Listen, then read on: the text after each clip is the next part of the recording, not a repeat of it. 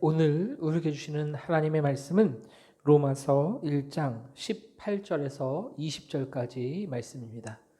신약성경 240페이지 로마서 1장 18절에서 20절까지의 말씀을 제가 봉독합니다.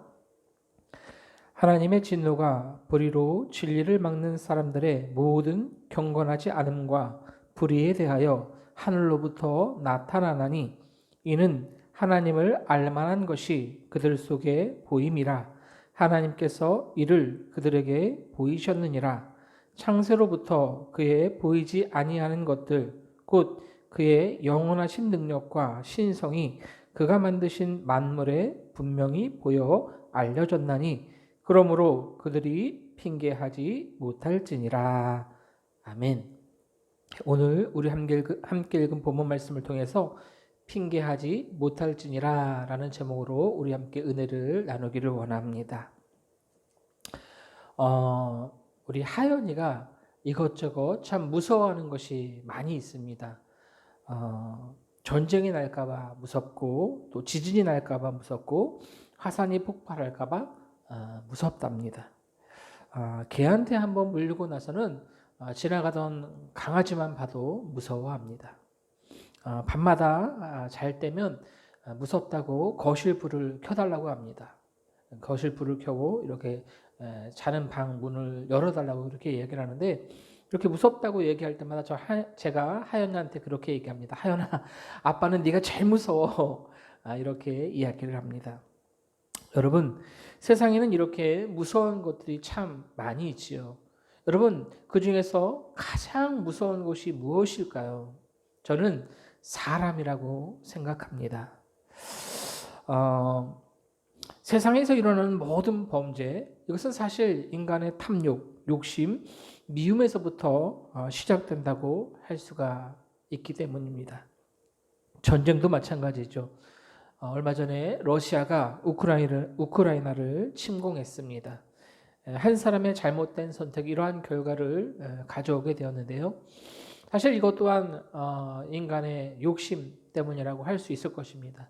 여러분 보셨는지 모르겠지만 유튜브를 통해서 이 우크라이나 전쟁의 어떤 그러한 참혹한 실상을 보게 되면 참 전쟁이 얼마나 무서운 것인지를 알 수가 있게 되어집니다. 이 아빠와 어린 딸이 이제 전쟁터에 나가기 전에 이제 헤어지는 그러한 장면을 봤는데요. 참 굉장히 마음이 아팠습니다. 이것 또한 어떻게 보면 이 인간의 어떤 욕심 때문이라고 할 수가 있겠지요. 우리나라에서 사람으로 인해 생겨난 가장 큰 재해라고 할 수 있는 것이 아마 상풍백화점 붕괴사고라고 할 수 있을 것입니다. 이 상풍백화점 붕괴사고 이후에 또 성수대교도 무너졌고요. 또 얼마 전에는 광주의 한 아파트 외벽이 무너져 내리는 그러한 사고가 있었습니다. 이러한 인재들로 인해서 수많은 사람들이 생명을 잃었습니다. 도대체 왜 이러한 인재들이 끊이지 않고 일어날까? 이런 모든 것들이 바로 인간의 욕심 때문이지요. 자재를 반밖에 넣지 않거나 또 공사를 기간을 단축하기 위해서 공사를 진행하지 말아야 하는 추운 겨울에 콘크리트 공사를 한다든지 그렇게 해서 뒷돈을 챙겨서 자기 주머니에 집어넣는, 그렇기 때문에 일어나지 않아야 할 사고가 일어나게 되는 것입니다. 나중에 조사해 보면 수많은 비리들이 드러나는 것을 볼 수 있게 되어집니다.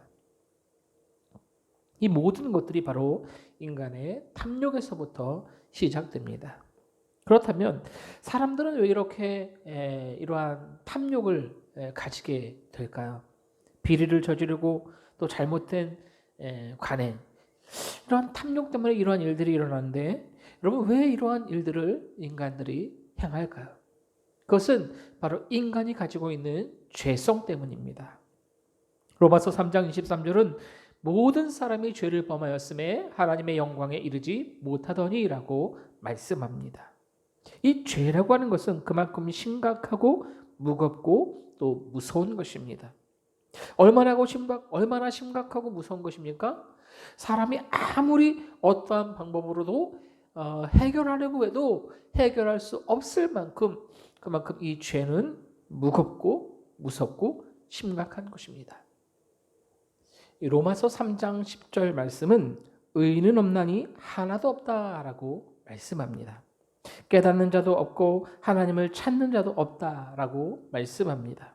선을 행하는 자도 없고 그 입에는 저주와 악독이 가득하고 파멸과 고생이 그 길 끝에 있다라고 말씀합니다. 결정적으로 그들의 눈에는 하나님을 두려워하지 않는다라고 말씀합니다. 여러분, 하나님을 두려워하지 않는다. 이 얼마나 심각합니까? 이것이 바로 인간이 가지고 있는 죄의 실상입니다. 유전무죄, 무전유죄라고 도저히 있어서는 안 되는 법정에서조차 온갖 로비가 있고 혈연과 지연, 학연으로 돈으로 죄가 있다 없다가 판가름 나기도 합니다. 돈을 위해서라면 사람의 생명도 개의치 않는 탐욕스러운 일들이 우리 주위에 얼마나 많이 일어나고 있습니까? 그런데 여러분, 이렇게 악한 사람들, 누가 봐도 저 사람 참 나쁜 사람이야 라고 생각되어지는 그러한 사람들만 죄가 있겠습니까? 그렇지 않습니다. 우리도 똑같습니다. 바울은 오늘 본문을 통해서 이렇게 인간의 죄성을 밝히는 데 집중하고 있습니다. 바울은 왜 이렇게 죄의 문제를 들춰내고 있을까요? 조금 더 은혜로운 이야기만 하면 좋겠는데 굳이 이렇게 죄의 이야기를 하고 있는 것은 그만큼 이 죄의 문제가 중요하기 때문입니다. 죄의 문제를 해결하지 않고는 결코 구원을 말할 수 없기 때문이지요. 성경은 죄의 문제를 심각하게 다루고 있습니다. 죄가 어떻게 생겨났으며 또 어떠한 모습으로 나타나고 있으며 그 결과가 어떻게 되는지에 대해서, 그리고 어떻게 하면 이 죄로부터 해방되어서 구원을 얻을 수 있는지까지 나아가고 있는 것입니다. 여러분, 왜 많은 그리스도인들이 구원의 감격을 잃어버린 채 살아갈까요? 간단합니다. 우리가 죄인이라는 것을 인식하지 못하기 때문에 그렇습니다. 자기의 죄를 철저하게 보지 못하기 때문입니다. 그래서 예수 그리스도의 이름으로 구원을 받았지만 그것이 그렇게 감격스럽거나 기쁘지 않은 것이지요. 내가 얼마나 추악한 죄인인지 그것을 더 깊이 알수록 그만큼 이 구원의 은혜가 얼마나 큰지를 깨닫게 되는 것입니다. 로마서 5장 20절은 죄가 더한 곳에 은혜가 더욱 넘쳤다라고 말씀합니다. 그렇습니다, 여러분. 죄가 깊으면 깊을수록, 더러우면 더러울수록 죄에서 해방됨이 더 크게, 더 기쁘게 느껴지는 것이죠. 여러분, 아이들이 작은 컵 하나를 깨고 괜찮아, 그럴 수 있어 하면서 용서받는 것과 잘못해서 집에 큰 불을 저지르고 괜찮아, 그럴 수도 있어 라고 이렇게 그냥 넘어가는 것과 여러분 똑같겠습니까? 이제 엄마한테 죽었다라고 생각되어지는 그러한 큰 잘못을 용서받았을 때 더 감격스럽지 않겠습니까? 마찬가지입니다. 내가 죄인이라는 것을 어떠한 방법으로도 용서받을 수 없고 해결할 수 없는, 죽을 수밖에 없는 죄인이라는 것을 알게 된다면 그만큼 더 많이 감사하고 감격스러울 것입니다. 예수님께서는 건강한 자에게는 의사가 쓸데없고 병든 자에게라 쓸데있다라고 하시면서 나는 의인을 부르러 온 것이 아니요 죄인을 부르러 왔다라고 말씀하셨습니다. 그렇습니다. 자신의 죄를 깨닫지 못하고 부끄러워하지 않는 자에게 구원은 아무런 의미가 없는 것입니다. 그런데 죄의 문제가 이렇게 심각한 이유는 죄의 결과가 굉장히 무섭기 때문입니다. 오늘 본문 18절 말씀 보십시오. 하나님의 진노가 불의로 진리를 막는 사람들의 모든 경건하지 않음과 불의에 대하여 하늘로부터 나타나나니. 여러분, 죄는 그냥 잊혀지거나 없어지지 않습니다. 세상에는요, 사면이라는 제도가 있습니다. 8.15 광복절 같은 국경일에 맞춰서 대통령이 선별된 사람에 대해서 특별히 용서해주고 감옥에서 나갈 수 있게 해주는 제도입니다. 또한 죄를 지어도 일정 기간이 지나면 그 죄에 대해서 처벌할 수 없는 공소시효라는 제도도 있습니다. 그래서 살인을 저지른 그러한 사람들도요, 몇 년의 기간이 지나면 그 죄에서 처벌할 수 없는 거예요. 그러나 하나님 앞에서 우리의 죄는 숨길 수도 없고 세월이 지난다고 해서 없어지는 것도 아닙니다. 죄는 결코 사면도 공소시효도 없습니다. 죄는 반드시 그 대가를 치러야 합니다. 그 대가는 바로 하나님의 진노입니다. 그것이 바로 죄가 무서운 이유입니다. 사람의 힘으로는 이 죄의 문제를 결코 해결할 수 없습니다. 오직 하나님만이 하실 수 있습니다. 그 죄의 문제를 해결하기 위해서 하나님께서 사람들에게 베푸신 은혜가 바로 예수 그리스도의 대속의 십자가인 것입니다. 예수 그리스도의 십자가 보혈로 깨끗함을 받지 않는 한 죄는 그냥 그대로 있는 것이죠. 그래서 십자가의 피와 예수 그리스도의 안에서 회개하고 용서함을 받아야 하는 것입니다. 저와 여러분은 예수 그리스도 안에서 믿음으로 용서함을 받고 또 하나님의 진노에서 피한 것을 감사하며 살아갈 수 있어야 합니다. 그렇다면 도대체 이렇게 심각한 죄, 우리 스스로는 결코 해결할 수 없는 이 죄 구체적인 내용은 무엇입니까? 오늘 보면 18절은 하나님의 진노가 불의로 진리를 막는 사람들의 모든 경건하지 않음과 불의에 대하여 하늘로부터 나타난다라고 말씀합니다. 오늘 본문이 말씀하는 구체적인 죄의 첫 번째는 모든 경건하지 않음입니다. 경건하지 않음. 이 경건하지 않음이란 하나님께 대한 본질적인 죄를 말합니다. 그리고 두 번째는 불의입니다. 이 불의라는 것은 도덕적이고 윤리적인 그러한 죄를 말합니다. 먼저 오늘은 이 하나님 앞에 불의한 이 본질적인 이 죄에 대해서 말씀드리겠습니다. 이 경건하지 않다. 이것은 하나님을 인정하지 않거나 또는 하나님을 거부하는 것입니다. 어떤 사람들은 하나님을 자기 마음에 두기를 싫어합니다. 그 하나님의 존재 자체를 부인하는 거예요. 부정하는 겁니다. 이것은 가장 심각하고 큰 죄입니다. 하나님을 인정하려 들지 않을 뿐더러 자기 마음에 두기를 싫어하는 것 자체가 바로 본질적인 죄, 바로 원죄입니다. 하나님과 전혀 관계없는 삶, 그 어떠한 연관도 거부하는 것이 바로 불경건입니다.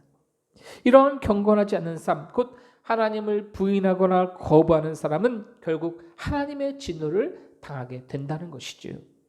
그런데 여러분, 사람들은요, 자기의 잘못이 드러났을 때, 범죄함이 드러났을 때 항상 핑계를 댑니다. 몰라서 그랬다. 이게 이렇게 큰 잘못인 줄 몰랐다. 이렇게 핑계를 대죠. 경건하지 않은 사람들에게 하나님의 진노가 임할 때도 마찬가지입니다. 나는 몰랐다고, 나는 하나님이 누군지 몰랐다, 이렇게 핑계를 댈 것입니다. 그러나 그러한 핑계는 하나님 앞에서 통하지 않는다는 것입니다.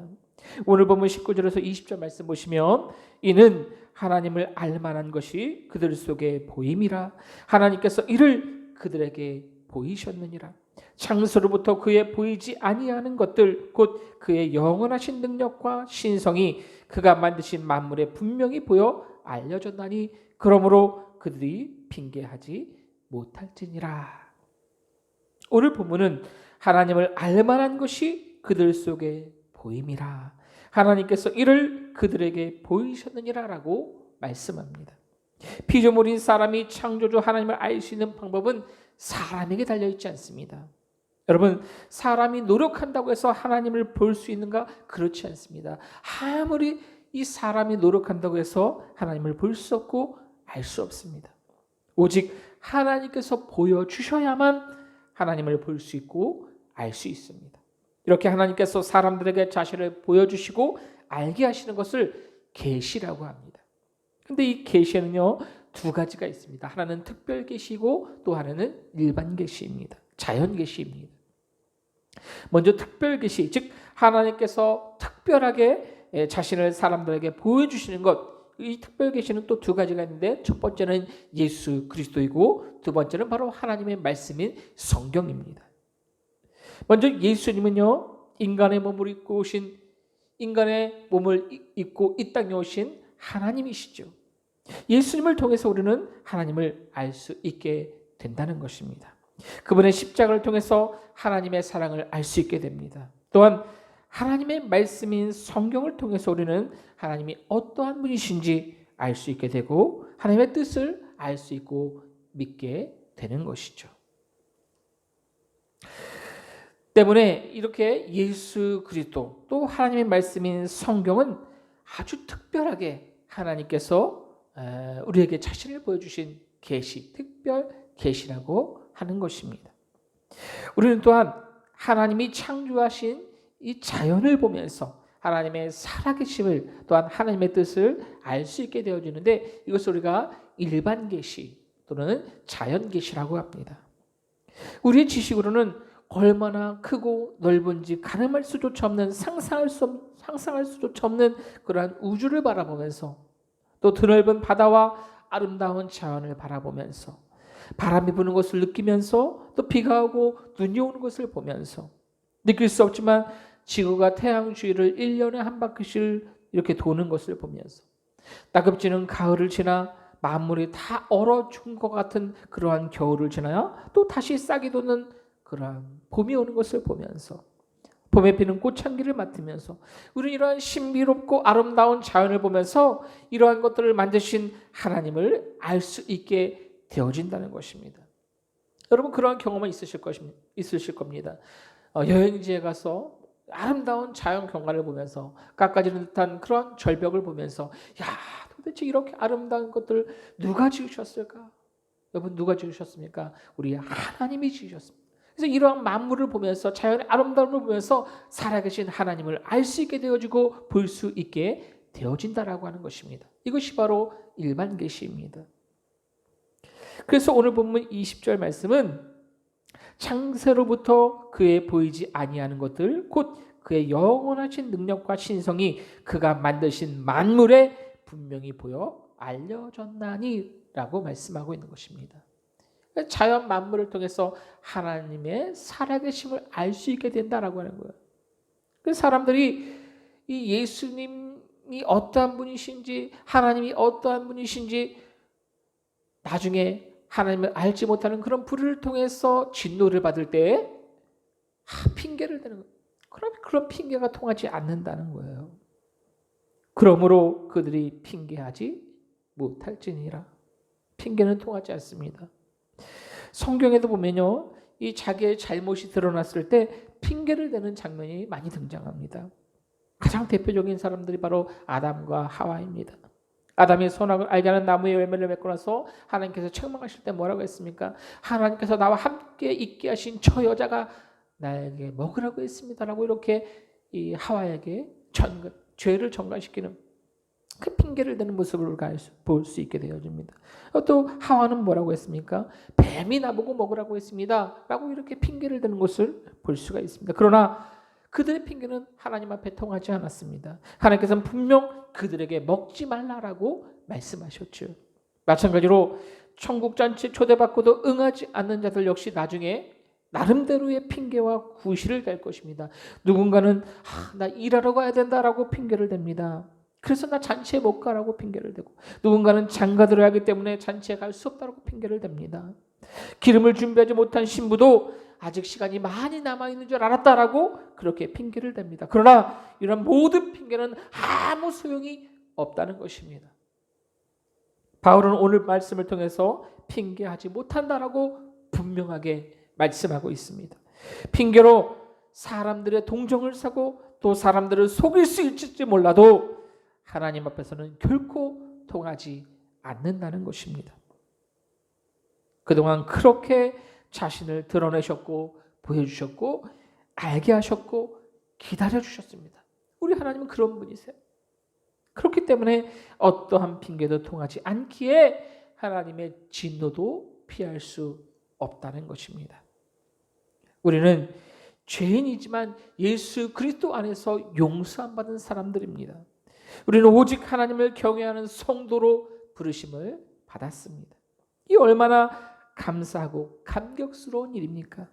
여러분 나중에 핑계대지 말고 하나님을 경외하고 또 그분을 드러내는 그러한 삶을 살 수 있기를 부탁을 드립니다. 이것이 우리의 사명임을 기억하고 세상 가운데 하나님을 더욱더 우리가 알아가고 성경을 통해서 하나님을 알아가고 또 대자연의 아름다움을 통해서 하나님을 더욱더 깊이 알아가고 더 안 만큼 우리가 그분을 증거하는 복음을 전하는 그러한 사명자로 그리스도인으로 성도로 살아갈 수 있기를 예수님의 이름으로 간절히 부탁을 드립니다. 예. 오늘 원래 이렇게 예배를 쭉 동영상을 이렇게 녹화를 해서 여러분들에게 이렇게 띄워드려야 되는데 중간에 이렇게 파일이 지워져서 제가 다시 나와서 이렇게 녹음을 해서 올려드립니다. 죄송하고요. 말씀만 이렇게 해서 이렇게 올려드립니다. 말씀을 잘 듣고 또 일주일 동안 힘내서 또 주님의 은혜 가운데 살아가시기를 부탁을 드리고요. 코로나19 확진자가 계속해서 증가하고 있습니다. 개인 위생 또 방역에 잘 철저히 해주시고 또 이번 주 수요일부터는 사순절이 시작됩니다. 예수님의 십자가를 묵상하는 그러한 기간이 될 수 있기를 부탁을 드립니다. 3월 예배 선생님분들을 주보를 참고해 주시고 예배 20분 전에 오셔서 기도로 준비해 주시면 감사하겠습니다. 일주일 동안 모두 승리하시길 바랍니다. 샬롬, 사랑하고 축복합니다.